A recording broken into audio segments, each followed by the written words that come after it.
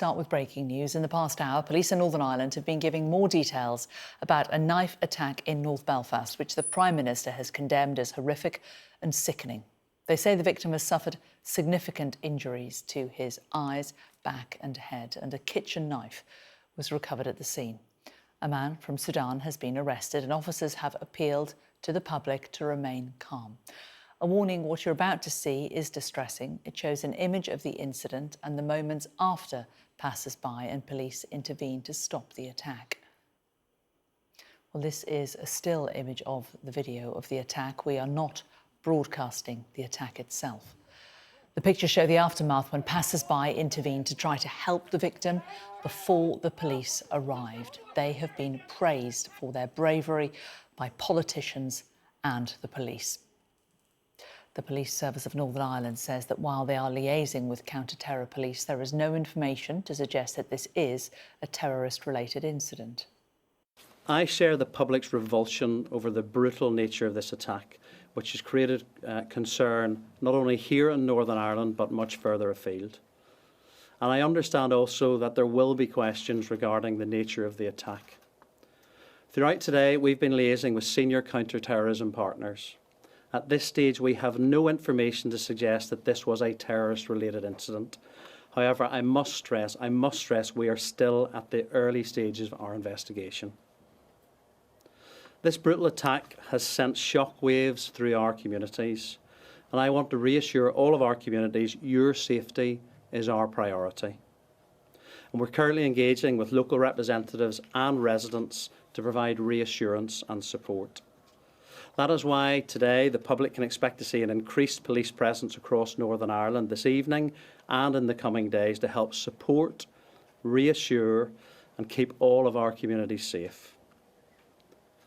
We understand that there's considerable posting on social media and people have real questions and real concerns, but we'd ask the public to be very mindful of what they share online. By sharing footage, this could risk causing further trauma to the injured man's loved ones and may impact upon the ongoing investigation. So I would urge caution and ask that people do not share the videos and images that they may have seen circulating. Answering questions from the media, Assistant Chief Constable Ryan Henderson spoke about the suspect's background. I'm aware of speculation in relation to the suspect's immigration status. This morning I've been talking to colleagues from the Home Office whose role it is to manage the immigration status of individuals. I can confirm my understanding is that the individual was given leave to stay, or remain, in Northern Ireland, but I know that colleagues in the Home Office will be confirming the exact details of the status over the coming days, so you'll hear more from over the coming hours. You'll hear more from them this afternoon, I hope. Earlier in the Commons, the DUP leader Gavin Robinson asked an urgent question on the incident and its implications for public safety, immigration enforcement and community cohesion. I wish to ask the Secretary of State for Northern Ireland if he will make a statement on reports of a serious, violent attack in North Belfast involving a foreign national and the implications for public safety, immigration enforcement and community cohesion. Mr. Speaker, I'm grateful to the Right Honourable Gentleman for his question. Shortly after 10:30 p.m. last night, a man in his 40s was subjected to an horrific, sustained knife attack in a street in North Belfast. He is in hospital in a serious condition, having suffered very severe injuries. I know the thoughts of the whole House will be with him and his loved ones at what must be a time of unimaginable distress. The response from the Police Service of Northern Ireland was immediate. A man in his 30s was arrested on suspicion of attempted murder. He remains in police custody and the PSNI are continuing to investigate. They have declared it a critical incident. But amidst the horror of what happened, we also saw something extraordinary. When confronted with scenes of terrifying violence, members of the public did not walk on by. Instead, a number of them stepped forward and at immense risk to their own safety, they intervened to pull the assailant away and protect the victim until the police arrived. To those individuals, I would like to say this. You showed the very best of humanity, and you have the profound gratitude of this entire House. This was a horrific and brutal attack, and the PSNI are seeking to provide support and reassurance to the local community. The Chief Constable, to whom I have spoken twice this morning, and his officers have our full, unwavering support as they pursue their inquiries. I would also like to repeat their appeal not to share or repost footage of the attack out of respect for the victim's family. Mr. Speaker, I echo the words of the Prime Minister this morning that there is no place for such violence on our streets. All of us have a responsibility now to urge calm and let the police do their job. Gavin Robbins. Mr. Speaker, can I firstly thank you for granting this urgent question. The attempted murder in Belfast last night was chilling. What has been seen by thousands already across the country cannot be unseen. It was medieval. The systematic mutilation and attempted slaughter of a citizen of Belfast on our streets. Mr. Speaker, my prayers are with the victim, and I similarly praise the brave man who, with a hurl in his hand, intervened to save his neighbour's life, and this House should praise him too. Mr. Speaker, what occurred last night will have profound implications for community cohesion in this country. This needs to be a time for honesty and openness and truth. Will he confirm that he and his government recognise that uncontrolled immigration needs to end? Will he confirm that the government needs to reassure and protect our population who for too long have had their concerns ignored? And knowing that he and the Chief Constable and I share a concern that there could be violence, and express my wish and our collective desire for calm, that community cohesion lies on the precipice. Will he confirm that the actions last night in no way reflect or represent the values of our nation? That the victim belongs in Belfast, but the attacker does not?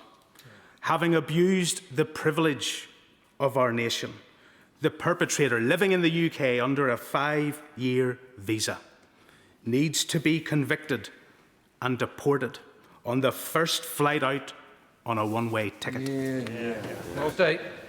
Well, I would say to the right honourable gentleman, first of all, the footage that many people have seen is indeed truly horrifying.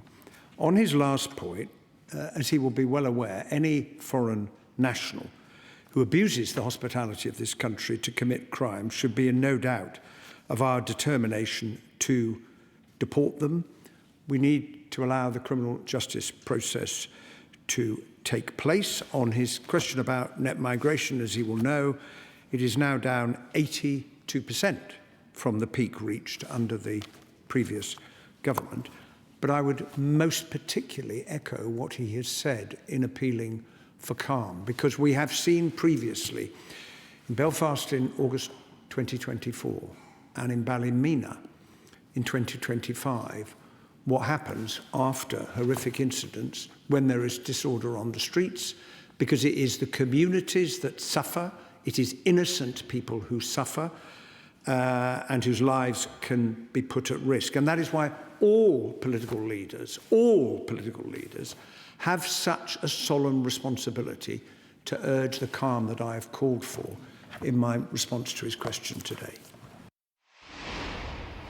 Well, let's talk now to our chief political correspondent, John Craig. And John, Politically, how significant is it that this suspect appeared to be somebody who arrived in Dublin and then sought leave to remain in Northern Ireland?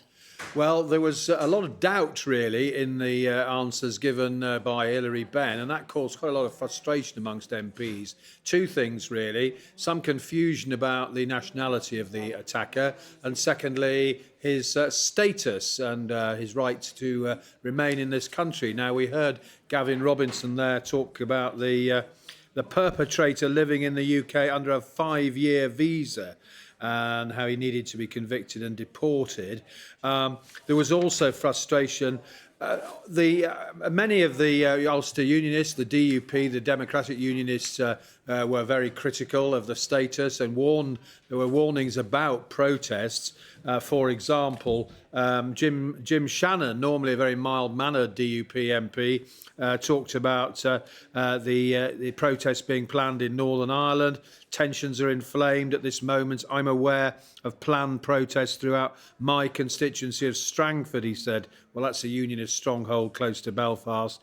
He said many of those who intend to attend do not do so because they're frightened for their family alone, but instead feel their fears are ignored when they make a good and grand statement. Now, on the nationality of the person, first of all, it was thought perhaps he was a Somali, then perhaps from Sudan. Julian Lewis, a veteran Tory MP, said he was baffled by why Mr Benn wasn't willing to tell MPs whether the accused was entered the UK illegally. And he said this information will come out sooner or later, but he warned about the more doubts, the worse the rumour mill would be, he said. The Northern Ireland Secretary admitted originally it was thought he was from one nationality, then it turned out it was another. There were criticism from other Ulster MPs. For example, Jim Allister. Now, I think it's fair to call him a hardline unionist. He talked about the person being talked about the importation of an alien culture. Was he in the UK with a visa or illegally? Well, that was for the Chief Constable to say, said Mr Benn. So from Mr Benn, really, there were more questions left unanswered than answers he provided. And clearly the government is under pressure over the status of this person and really needs to come up with some answers, because at the moment speculation is rife. And of course, we have these warnings from Gavin Robinson, from his colleague Jim Shannon, about protests. And he talked about Hilary Benn was not really able to say, look, this is the position, this is the status. He talked about when he was faced with questions about uncontrolled migration, a phrase Gavin Robinson used. He said, well, actually, the numbers are down. So this incident has reopened the whole argument about visas and right to remain in the UK and so on, and the immigration status of certain people who are here in the UK, and pretty angry scenes in the Commons.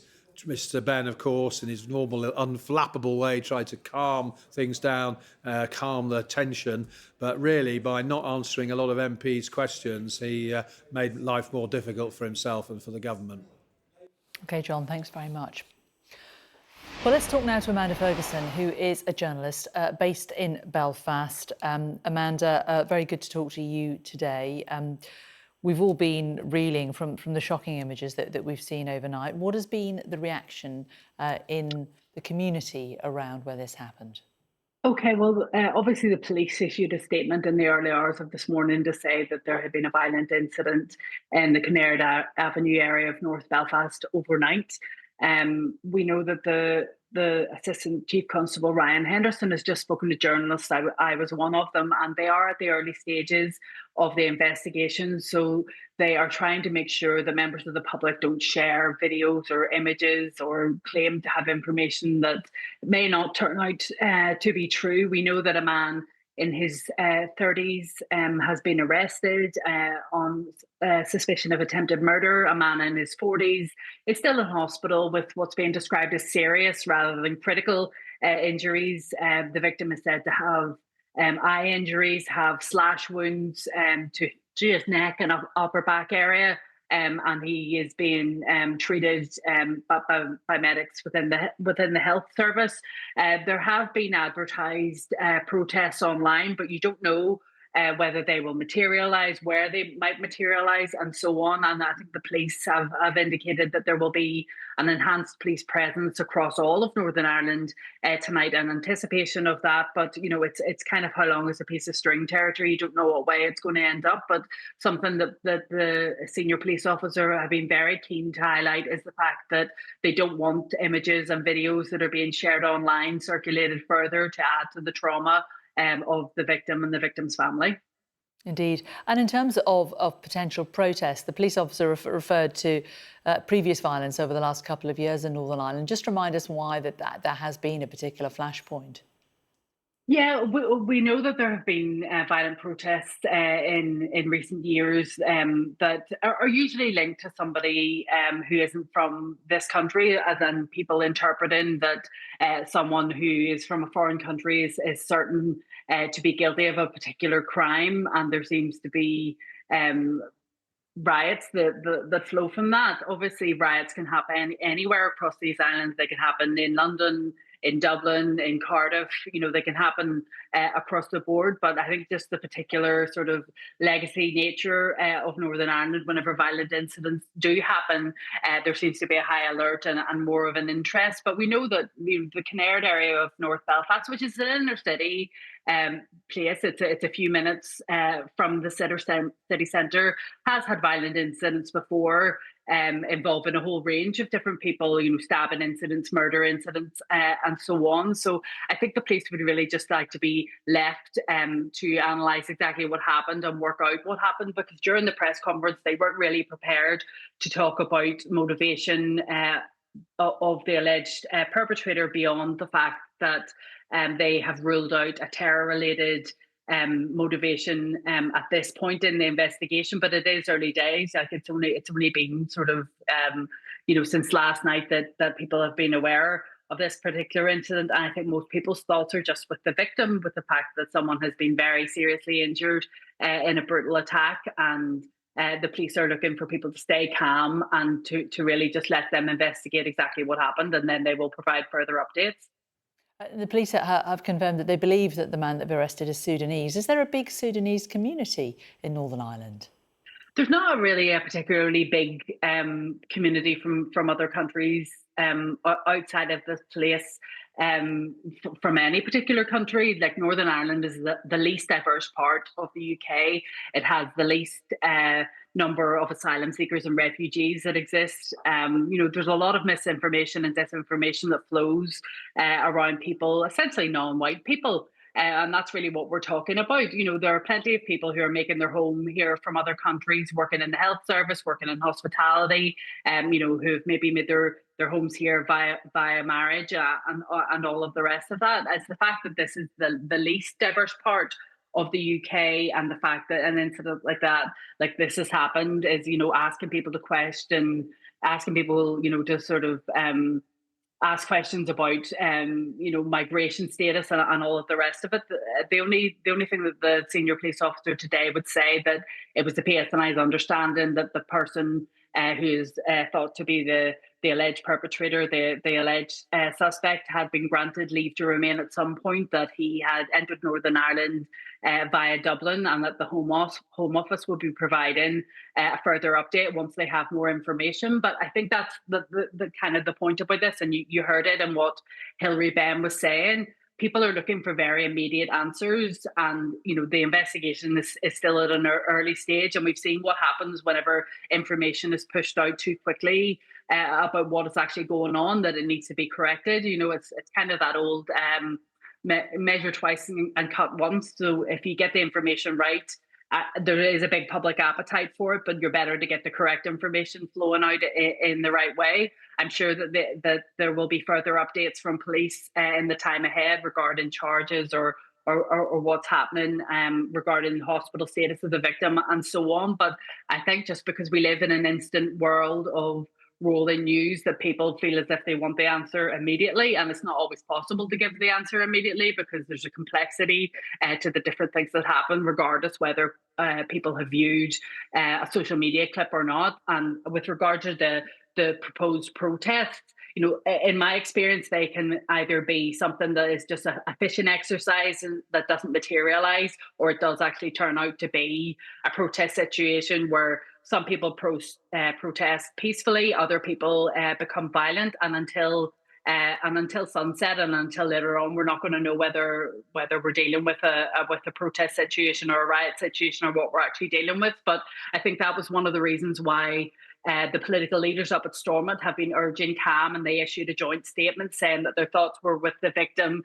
That, you know, there's no sort of reason for the sort of violence that has been meted out on the streets of Belfast, but they very much wanted to let the police investigate, and as information becomes available, then the police will put that information into the public domain. Just because everybody wants to know exactly what happened, the split second that it happens doesn't mean that it's appropriate to do so. So I think the main messaging that we're hearing from either police or political leaders is calling for calm.